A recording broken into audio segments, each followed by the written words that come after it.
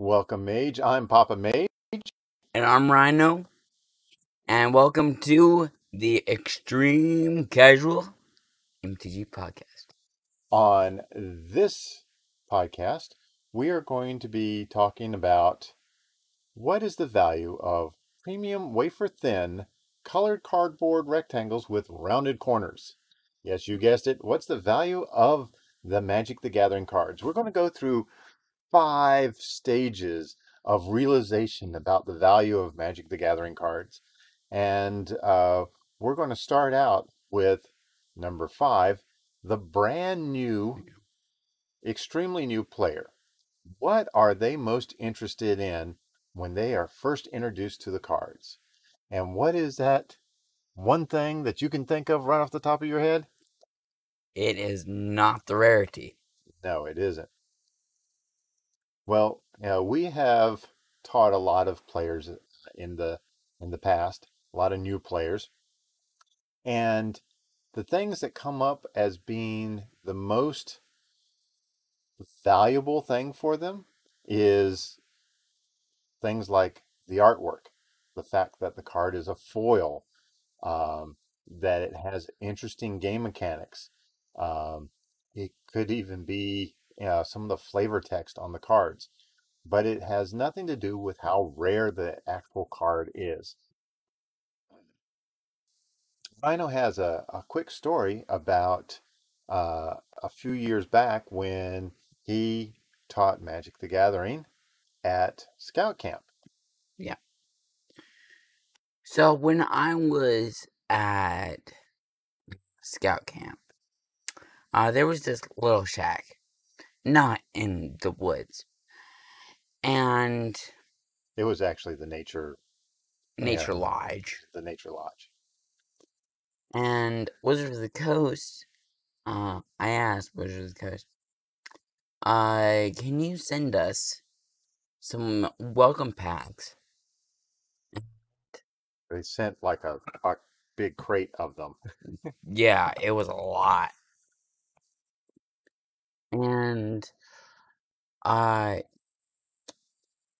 the new players, they said, wow, this unsummon is really overpowered.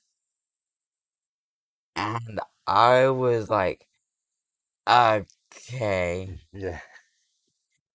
Yeah, as you know, most of the welcome decks they're not really there's no power, there's no super valuable cards in there. But to a new player that hasn't seen these cards before, some of those were really, really important to them, and they would trade for some of these cards, which I thought was a little amazing. Yeah. Now, we've done other events, and we'll get to one of those in a moment where we kind of locked them into this group, and they ended up trading. But so the new player often just gravitates towards the artwork, and really, it's the artwork I think is the number one thing. Interesting mechanics becomes the next thing when they start realizing that, hey, this is a card that can really screw around with the rules. That's what they like. So number 4 is that average player stage. Basically, after they've been playing for about 3 months to maybe 6 months. So what are they looking for in valuable cards? What they're looking for is something to upgrade their deck. That's what I think. Yeah. So yeah, and it seems that seems to be true. You get some of these new players that, yeah, if you've been around them for several weeks, they start getting into that sort of upgrade mode. But a lot of times, a new player takes a couple of months, and so they're looking for things that have a low converted mana cost, also known as mana value now. They're looking for cards that have more than one effect on them. Uh, they're interested in, you know, planeswalkers, maybe some janky combos sort of things. Ooh. Uh, and they really they get into that trading mode. And yeah, we had an event, a pretty big event that we did at a camp called Lazy Days, and we taught 27 new players there. Yeah. We had them somewhat captivated for about a week, and when we taught them, we gave them these half decks, and we put those half decks together, and then they learned how to play with them, and then they started upgrading them, and once they learned, they ended up getting a pack. And Wizards of the Coast sent us a booster box at the time, a couple booster boxes to give away to these new players. So they would get a pack, they would open up that pack, they would see these new cards in there, and like, woo, and of Yeah. course it was War of the Spark, so each one had a planeswalker in it. And then you started seeing them trade back and forth because there was no game store around when we did this. And so they were in this little microcosm of magic. And I've got a story a little bit later that's uh, kind of leads into the old days of Magic. But yeah, they had to trade for these cards, and it was amazing what they would trade for some cards that were technically more expensive, but they weren't looking at what was more expensive. They were looking at how it could affect their deck and how it could make it a lot better. So that is kind of the average player. Now we're going to start getting into the player that's between 6 months to a year. Um, and, that's the point at which they like rarity. So they start looking at the differences between resellers. Now, what's, yeah, when you get singles, where do you like to get your singles from? I like to get my singles at local game stores, like um sometimes Cool Stuff Inc., um Card Sphere, and TCG Player. Those are the three main things that I can think of. Yeah. And for us, we will use Card Sphere if we're not in a rush. If we don't need to have the cards for a game in next week or something like that, if we're going to need it sometime in the next yeah couple of weeks to a month, Card Sphere is great because you can put in, hey, I'm not willing to spend that much on this card. I don't know how valuable it will be to my deck. Then we'll do that. But if we need cards quickly, depending on where we are, because we travel around, uh, we'll get them from maybe Star City Games, Cool Stuff Inc. Um, you can use Card Kingdom. A lot of times we are not not that Card Kingdom doesn't ship out quickly. They ship out really, really quickly, but the mail doesn't get to us that quickly. Uh, so, yeah, Yeah. these players start looking at other things that they value, like the speed of delivery and how pristine is the card. We're not necessarily worried about how pristine the card is. We want to know how playable is the card. If it's been scratched up to the point where you can't even read it, then we don't want the card. But hey, if it's got a few scratches on it, fine. We'll take it. We'll take it. At 75% of the value or 60% of the value, you know, that's fine by us. We don't have to have that perfect card. And there's a lot of players in that mode they're not worried about that. Yeah, they're not in it for investment purposes. Okay, so we've got the next level, number two, is that level at which the people start realizing, and this is after playing for about a year, they start realizing that when a new set comes out, some of their older cards can spike in value. Mhm. So, a new set comes out and it's like, hey, this card right here would work really, really well with this old card that I have. And then all of a Yeah. sudden, I it spikes up. yeah. So this card that you got, 20 of them for 10 cent each because, hey, they're kind of good in my commander deck. All of a sudden, they're now $4 each. Yeah. Now, there's also the times when you get those professional or well-known uh, content creators that will tout a certain card, and they're going to go, "Oh wow, this card is so amazing, and this is why this card's so amazing." And then all of a sudden, everybody that watches that content creator goes, "Yes, that card's really amazing." And then what happens?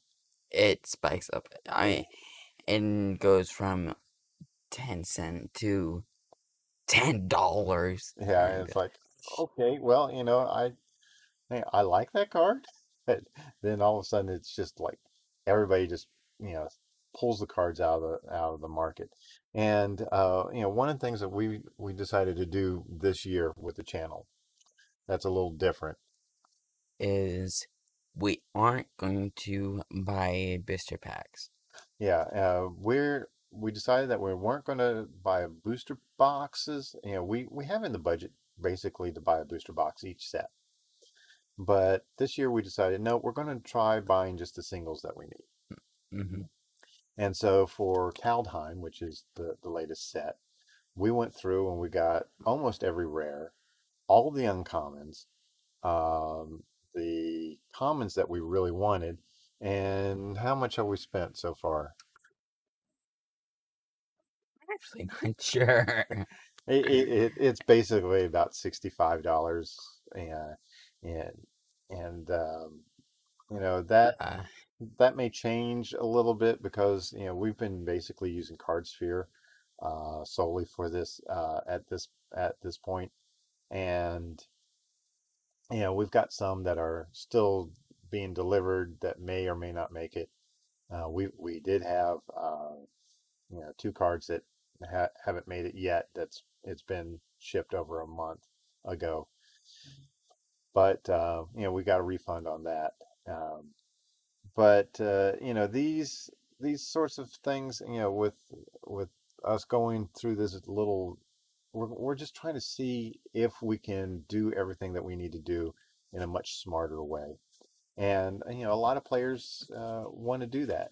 Now, before we get to number one, I got a little story, and you know yes. that story, don't you? No. Yes, you do. Okay. Okay. Okay. I started playing back in 1993 when Magic the Gathering first came out. Now, I was telling you about uh, that event that we did where we taught 27 people, and there was kind of like a little closed community, and there was a very limited number of cards. Well, back in 93, it was pretty much like that. There wasn't a lot of stores that carried Magic the Gathering. There wasn't a lot of cards available. The packs back then were only $2 a pack, but a lot of stores limited you to only buying one, maybe two packs a week because they needed to have enough packs for everybody that was interested in playing. And there was strange trading that was done back then.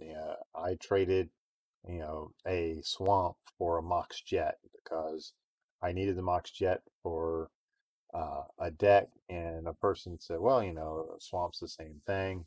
Hand me one of those." It isn't. They didn't quite understand the value. Another thing that they didn't understand the value of was the dual lands. The dual lands that don't come in tapped, that you can tap them for each of the two colors. The thing that I remember people saying is that they didn't like the design of the little spiral stuff that was Yeah. on the text. Yeah. And that's what they didn't like. It's ugly. It was ugly, and they didn't like the card. And most people ran monocolored decks anyway because they weren't into this deck building. And So sometimes I could trade out for those dual lands real cheap. And nowadays, we have those dual lands in commander decks. And people will go, you know what those are worth? And it's like, yeah, yeah, I got them out of $2 pack. It's $2. Um, so our number one is that state at which you realize that That it mm, worth value. Once they trade hands. yeah, the cards they have no value at all until they trade hands. If you're trading, if you're purchasing, that's when the card actually has value. Uh, so the dual lands that I have no value because we're probably not going to ever trade them. We need Mm, them for our decks. We're going to use them in our decks. Um, yeah, there's other cards that we get that basically they'll shoot up in value and they'll go back down. There's cards that I remember we got back when a set came out. We got a play set, or we ended up getting trading for a whole bunch of them, and they were like worth 10 cent a piece. And now, since that set's been gone for so long and so many people are using them in Commander, they're $10 a piece now. But we have the number that we need, and so the card basically, it's worth these, nothing. yeah. So what is the value of a premium wafer thin colored cardboard rectangle with rounded corners? It's basically nothing until it trades, until it changes hands. And Yeah. now I can tell you this, that when we build decks for new players or we give them cards and we teach them the game, all of a sudden what we gave them has an extreme amount of value. We have people that have come back to us multiple times that have thanked us for getting them started, and they get so interested in the game, and being interested in the game is the value that they that they that they hold. So if you think that we're right, if you think that we're wrong, please put it in the comments. uh, if you have something else that you think would be more correct as to the value of a Magic the Gathering card, put that in the comments.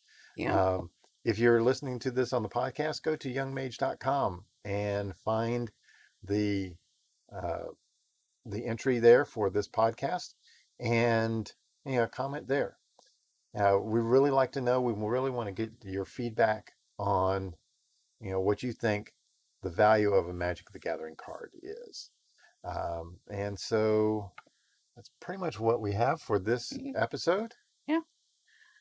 I have more videos coming out soon. So, until then, me and Papa Mage are back into the library.